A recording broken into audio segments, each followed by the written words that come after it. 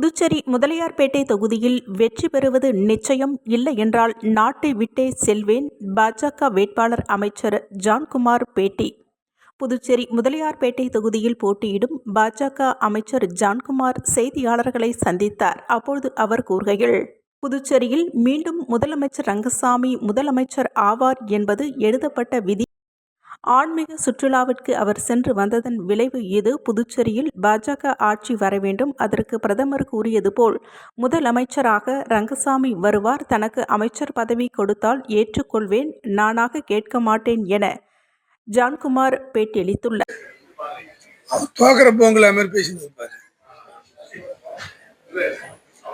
அதாவது தோல்வி பயத்துல இது மாதிரி ஒண்ணு சொல்லுவார். வெற்றி பெறலன்னா இந்தியா விட்டே போயிடுறேன். வேற யார் சேலஞ்ச் பண்ண சொல்லு பார்ப்போம். இந்த நாட்டிலே இருக்க மாட்டேன். நான் வெற்றி பெறலாம், இந்த நாட்டிலே இருக்க மாட்டேன். இந்த சேலஞ்ச் அவர் பண்ண சொல்லு பார்ப்போம். அப்படின்னா என்ன, எனக்கு தெரியும் அங்கே பிஜேபி அவ்வளோ ஸ்ட்ராங்காக இருக்கு, அவ்வளோ கட்டமைப்பு.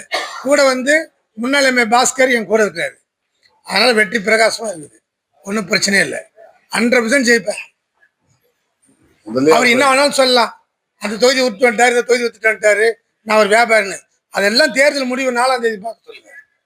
அப்புறமேட்டா வேற என்ன இவ்வளோ சேலஞ்ச் பண்ணுறேன்னு அவரை தான் சேலஞ்ச் பண்ண சொல்லி பார்ப்போம்.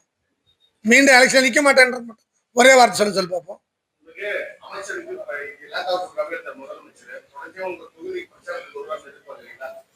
என்ஆர் கட்டாயபூர்வமா என் தொகுதிக்கு வருவாரு, அது மாற்றம் இல்லை. நீங்க சொன்னீங்க பாருங்க, 5 இடத்த ஆப்போசிட்டா போட்டுக்கிறாங்க ஒன்னோட ஒண்ணா. இதெல்லாம் எதுக்காக? அதாவது மேலேருந்து எழுதப்பட்ட விதி. மீண்டும் என்ஆர் சீஃப் மினிஸ்டர் ஆக போறான்றது தான் அவ்வளவும் இருக்குது. இதெல்லாம் அவர் ஆன்மீக சுற்றுலா பயணமா போய் அதனுடைய விளைவு. ஆட்டோமேட்டிக்கா நெக்ஸ்ட் சீஃப் மினிஸ்டர் அமித்ஷாஜி சொல்லிட்டாரு, என் ரங்கசாமி தான் பாண்டிச்சேரி ஆளுநர். அது நிச்சயமா நடக்குன்றது தான் இதெல்லாம் உதாரணமா நடக்குது.